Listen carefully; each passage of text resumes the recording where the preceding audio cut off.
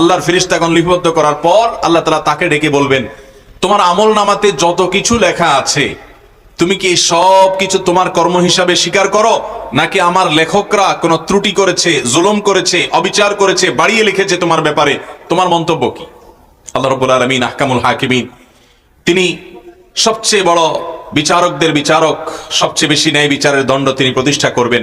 দুনিয়াতে কোনো বিচারক তার জাজমেন্টে ভুল করতে পারেন নিজের বোঝা ভুলের কারণে, এভিডেন্সের ত্রুটির কারণে বা নানা কারণে, কিন্তু আল্লাহ রাব্বুল আলামিনের কাছে তার সবগুলোর পুঙ্খানুপুঙ্খ বিচার হবে এবং কোনোটি কেউ সেখানে লুকাতে পারবে।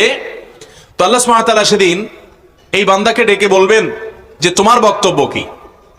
তোমার এই কর্মকাণ্ডগুলোকে তুমি স্বীকার করো, নাকি আমার লেখকরা তোমার নামে বানিয়ে বানিয়ে লিখেছে? সুবহানাল্লাহ। আল্লাহ তাআলা আহকামুল হাকিমিন, বান্দার বক্তব্য নেওয়ার প্রয়োজন ছিল না, কিন্তু বান্দাকে আল্লাহ রাব্বুল আলামিন তার মুখ থেকে স্বীকারোক্তি নিচ্ছেন যে বান্দা